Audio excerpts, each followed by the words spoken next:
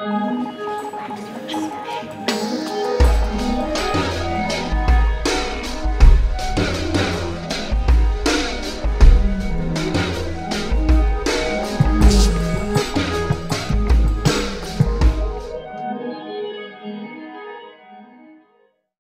à toutes et à tous et bienvenue dans ce nouveau numéro d'Afrique Environnement Plus où nous parlerons de la collecte des déchets en République du Congo et avec nous sur ce plateau une équipe de Elfi Environment qui est donc conduite par son responsable de la commission communication qui est Monsieur Michel Takem à qui nous disons bonjour. Bonjour, bonjour Espoir l'ami, bonjour à tous les millions de téléspectateurs de Télé Congo.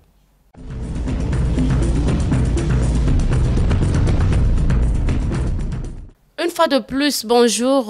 Comme nous l'avons annoncé tout au début, nous parlerons donc de la collecte des déchets en République du Congo. Et nous avons avec nous sur ce plateau une équipe de Elfi Environment. Pour commencer, Monsieur Takem, parlez-nous un peu de votre ONG. Quels sont vos objectifs? Déjà, Elfi Environment Plus, c'est une ONG née de l'entreprise Elfi Environment, de l'idée de son promoteur, M. Yvon Kaba. C'est un jeune Congolais qui a décidé de se lancer dans la protection de l'environnement dans son pays, dans sa nation chérie. Et dans ce cadre, il a développé des stratégies, il n'a cessé de multiplier des stratégies dans le sens de lutter contre la prolifération des déchets dans nos grandes villes et même dans les autres villes congolaises. Il a mis sur pied, donc, Elfi Environment, il a mis sur pied des techniques de collecte d'ordures, je veux dire des techniques novatrices, des techniques qui n'avaient pas encore été expérimentées au Congo, et ce, depuis 2012. Vous voyez, depuis plus de 10 ans, nous sommes sur le terrain. Des techniques comme quoi, par exemple?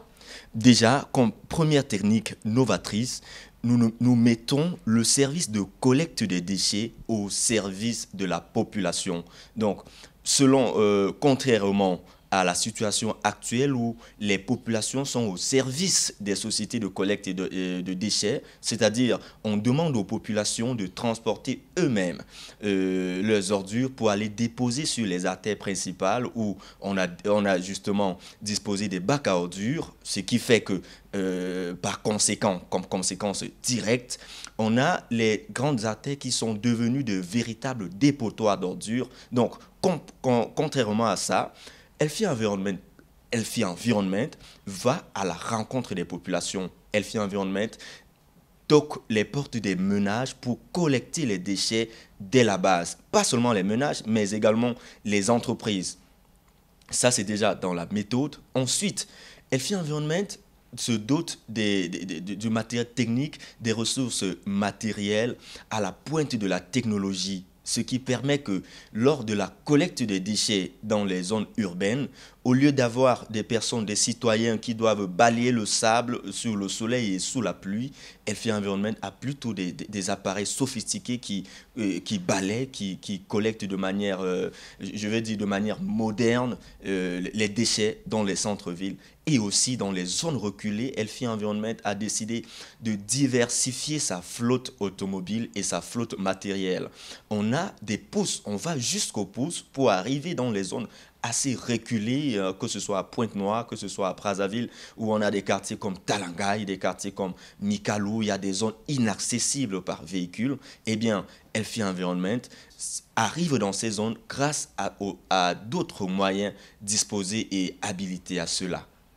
Alors, Elfi Environment n'a pas un soutien quelque part parce qu'il faut dire que vous êtes une ONG et ce n'est pas facile de disposer de beaucoup de moyens. Justement, Elfi Environment, en tant que société d'abord, a le meilleur moyen qui puisse exister dans ce domaine, c'est la technique, c'est le savoir-faire, c'est la méthode appropriée et une méthode qui convient à notre contexte socio-temporel, au microcosme congolais. Donc, Elfi Environment a ce premier moyen-là. Ensuite, Elfi Environment a la volonté de voir Brazzaville, Pointe-Noire et les autres villes du Congo briller comme toutes les autres villes du monde. Selon nous, nous pensons que on peut bien vivre au Congo sans être obligé d'aller ailleurs pour respirer de l'air pur. C'est ça les meilleurs moyens. Aller dans les domiciles, collecter les ordures dans les domiciles comme nous l'avons fait durant Bopé Toboa Écolo. Pour ceux qui ont suivi la campagne Bopé Toboa Écolo, c'était plus de 5000 ménages visités tous les matins par Elfi Environnement. La conséquence était directe. Les arrondissements Poto Poto, Mongali ont brillé au moins durant 45 jours. Il y a ça qui a comme meilleur moyen à la disposition de Elfi Environnement. Maintenant, est-ce qu'il y a une grande autre main derrière? Non. Non, Elfi Environnement, c'est M. Yvon Kaba, ce n'est que M. Yvon Kaba et c'est sa volonté. Et ce sont ces hommes qu'il a décidé de choisir autour de lui. Vous voyez également sur ce plateau des jeunes qui acceptent de se lancer dans la protection de l'environnement, des jeunes qui acceptent de se lancer dans le nettoyage de la ville. On sait également que lors de la campagne Bopé Toboa Écolo, il y a d'autres jeunes qu'on a appelés brigades anti-insalubrité qu'on a comme ça regroupés dans tous les quartiers. Voilà les moyens, voilà les meilleurs moyens. Utiliser la main d'œuvre et la bonne main d'œuvre, on va dire aussi la main d'œuvre locale, amener le Congolais lui-même à faire ce travail-là qu'il aimerait tant faire pour son pays, nettoyer son environnement. Avant les grandes entreprises, les Congolais s'entendaient, on s'entendait, on trouvait des moyens de mettre la propreté dans la cité. Aujourd'hui, les grandes entreprises sont venues dire à la population qu'on doit plutôt collecter les ordures des maisons pour ramener sur les grandes artères.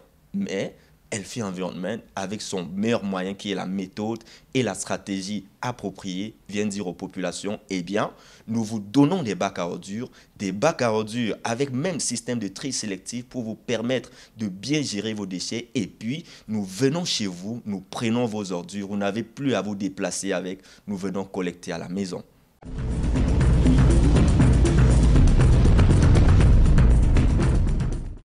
L'arrondissement 3 Poto Poto a remporté la cagnotte de 3 millions de francs CFA, premier prix Maman Onto de la campagne Bopé Toboa Écolo contre l'insalubrité. Campagne initiée par l'ONG Ilfai Environment en partenariat avec la Fondation Congo Assistance. La remise des prix a eu lieu le jeudi 26 janvier à Brazzaville. L'arrondissement 4 Mongali occupe la deuxième place avec 2 millions de francs CFA.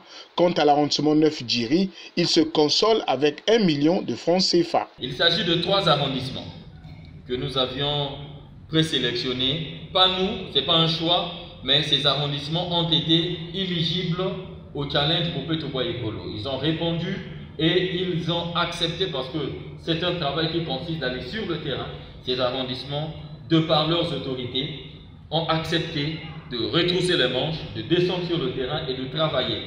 C'est comme ça qu'on a pu, c'était ça la condition et on a pu sélectionner ces arrondissements. Les BEI de chaque quartier ont été formés et dotés des instruments ci-après, fiche d'évaluation du challenge, les gilets de travail pour qu'ils arrivent à se distinguer dans la population, les badges, un mégaphone, un calendrier de déploiement et des primes pour pouvoir, comme le dit-on, un homme, une mission, les moyens. Yvon Kaba, président de l'ONG Ilfai Environment, invite les populations à tous les niveaux à s'impliquer dans la lutte contre l'insalubrité au lieu de ternir l'image du pays dans les réseaux sociaux. Normalement, nous devons nous indigner et nous devons nous battre pour trouver des solutions. Se battre pour trouver des solutions, ce n'est pas aller dans les réseaux sociaux et critiquer le pays, c'est par contre retrousser ses manches, prendre les pelles, prendre les outils qu'il faut et se mettre en action pour travailler. C'est ce que nous sommes en train de faire.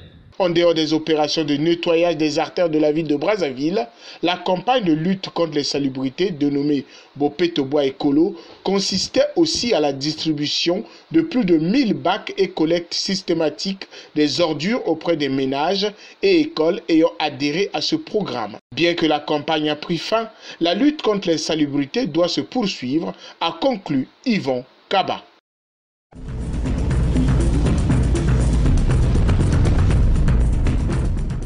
Parlons justement de cette campagne qui a été organisée en partenariat avec l'association Congo Assistance de Maman Antoinette. Êtes-vous satisfait des résultats?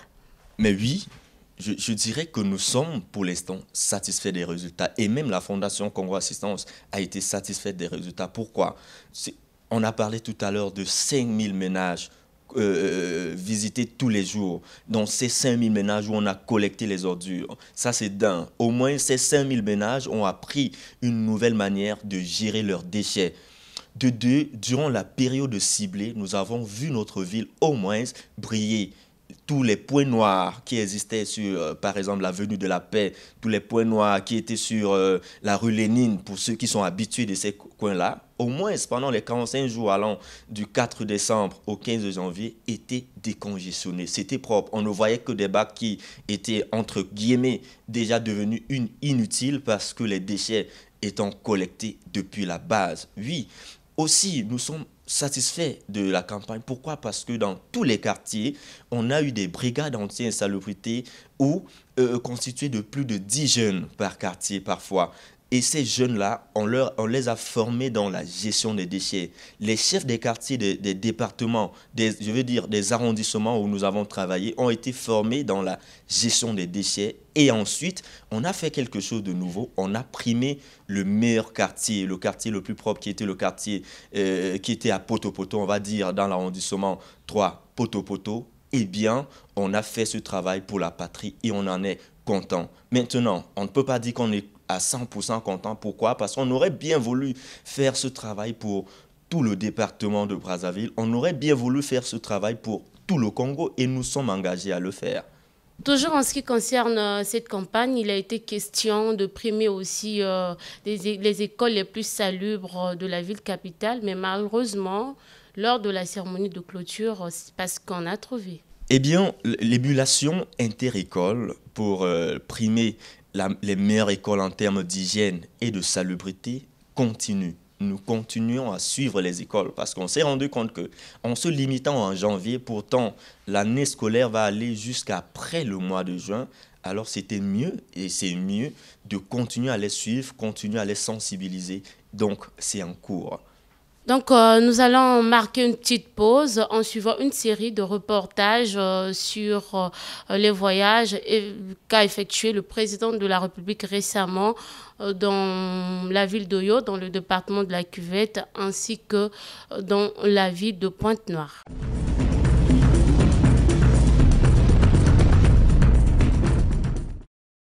La cérémonie d'inauguration du Centre d'excellence d'Oyo pour les énergies renouvelables et l'efficacité énergétique, placé sous la très haute autorité du président de la République, Denis Sassou Nguesso, a été rehaussée de la présence du président de la Guinée-Bissau, Umaro Sissoko Embalo, et du PDG du groupe Eni SPA, Claudio Descalzi. En effet, le Congo, qui fait partie du bassin du Congo, premier poumon de la planète, est résolument engagé dans la lutte contre le changement climatique. La création du Centre d'excellence d'Oyo s'inscrit pleinement dans les cadres internationaux et sous-régionaux, notamment l'agenda 2030 pour le développement durable, l'agenda 2063 de l'Union africaine et le livre blanc de la CEMAC pour une politique régionale intégrée d'accès universel aux services énergétiques modernes et de développement économique et social 2014-2030. Dans le prononcé de discours qui a enrichi cette cérémonie d'inauguration, le maire d'Oyo, Gaston Yoka, après avoir souhaité la bienvenue aux invités de marque, a rassuré le chef de l'État des dispositions qui seront prises pour garantir la protection du site. Pour Claudio Descalzi, PDG d'Eni SPA, c'est dans le cadre de son engagement sociétal que Eni a contribué à la décarbonisation du Congo et à la réalisation des objectifs de développement durable par le financement de ce centre à hauteur de 24 millions d'euros. Le centre d'excellence d'Oyo est organisé en deux parties. La première, le centre de recherche, et la seconde, le logement des chercheurs. Le centre de recherche est conçu pour être un centre de pointe répondant aux normes internationales les plus élevées. Pour cette raison, le développement s'appuie sur les meilleures technologies qui permettront d'étudier et de développer le secteur d'énergie renouvelable du pays, ainsi que sur les technologies innovantes qui seront appliquées dans les communautés locales.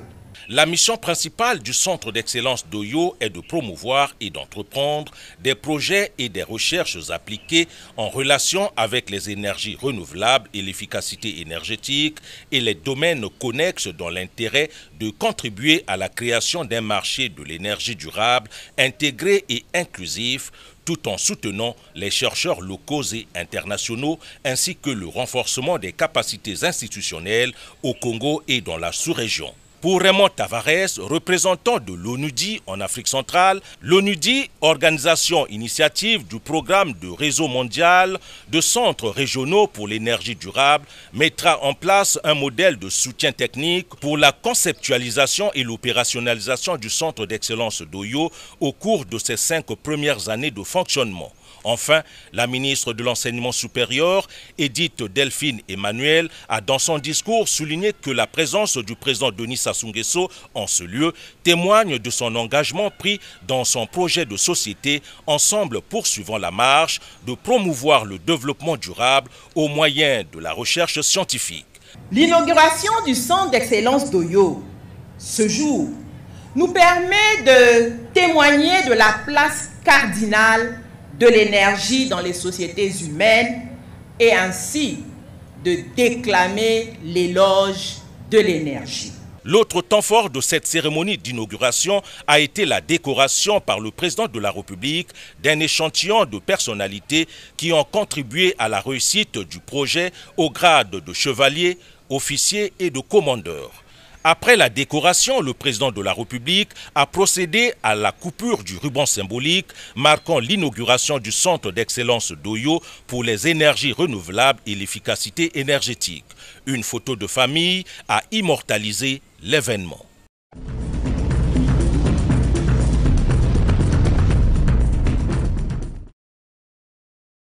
C'est ce 24 avril 2023, en mi-journée, que le Falcon présidentiel en provenance d'Oyo s'est posé sur le tarmac de l'aéroport international Antonio Agostinho Neto de Pointe-Noire. Le chef de l'État, qui est accueilli par les autorités départementales de Pointe-Noire et du Kwilu, s'immobilise sur le podium dressé sur place pour saluer le drapeau national, suivi de l'exécution de la Congolaise. Au son de la musique principale des forces armées congolaises, le président de la République passe les troupes en revue avant de saluer les membres du gouvernement, les députés et sénateurs ainsi que quelques sages de la contrée ayant fait le déplacement de l'aéroport. Ensuite, le chef de l'État est rejoint au pavillon présidentiel par son épouse.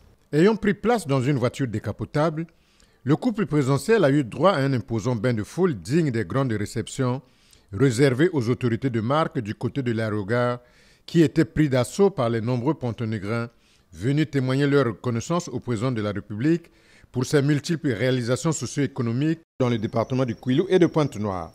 Denis Sassou Nguesso qu'ils considèrent comme leur champion. L'agenda présidentiel dans la capitale économique du Congo prévoit entre autres la pose de la première pierre des travaux de construction du centre de liquéfaction de gaz qui sera érigé sur la côte Mateva-Njeno par la société Eni, ainsi que le lancement des travaux de réalisation de l'immeuble de la Société nationale des pétroles du Congo SNPC, qui célèbre cette année les 25 années de sa création. Rappelons que le dernier séjour du président Denis Sassou Nguesso à Pointe-Noire remonte au mois de novembre dernier, un séjour qui était marqué notamment par le lancement des travaux de la municipalisation additionnelle de Pointe-Noire et du Kwilu et la pose de la première pierre des travaux de construction de la zone économique spéciale de Pointe-Noire.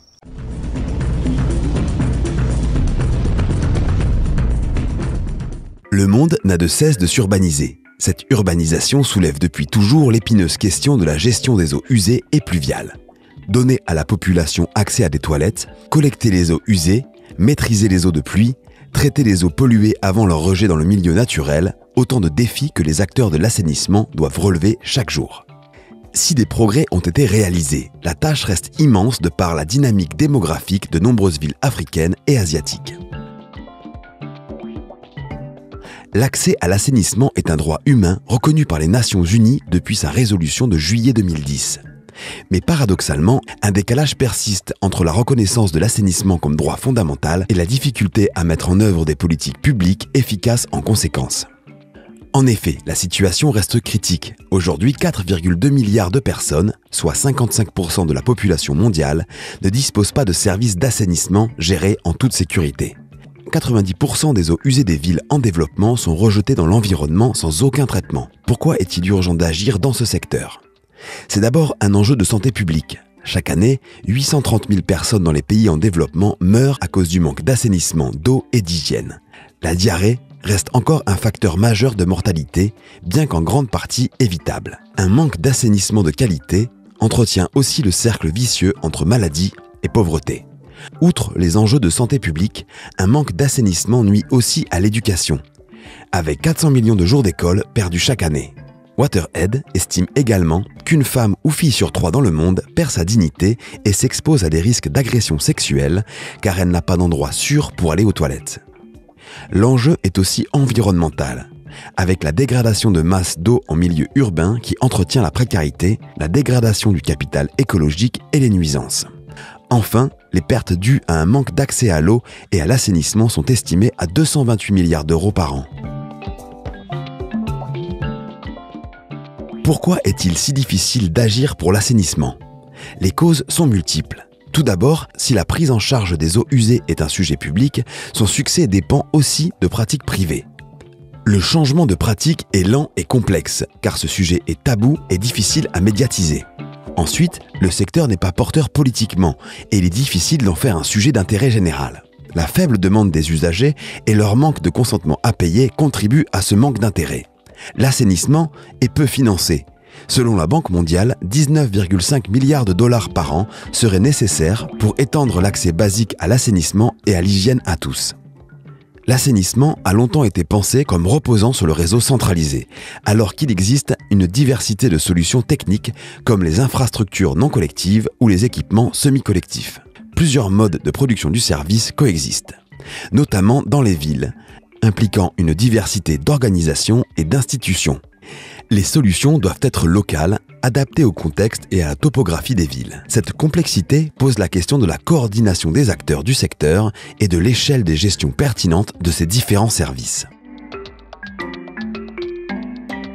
Pourtant, l'assainissement offre de formidables opportunités de faire rentrer les villes dans des logiques d'économie circulaire, avec la réutilisation des eaux usées et la production d'énergie à partir de ces sous-produits.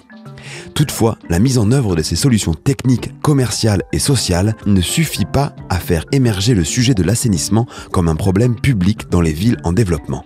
Il faut en amont comprendre les intérêts et les logiques d'action de leurs divers acteurs pour identifier les blocages institutionnels et établir des solutions. Le changement passe aussi par la formation. La chaire AgroParisTech Suez sur le management général des services urbains d'eau et d'assainissement vise à renforcer les compétences des dirigeants des services urbains des pays en développement ou émergents. Depuis 2009, les formations dédiées à la gestion de l'assainissement ont été mises en place. Une opportunité pour ces managers de développer leurs compétences et d'améliorer les performances de l'assainissement dans leur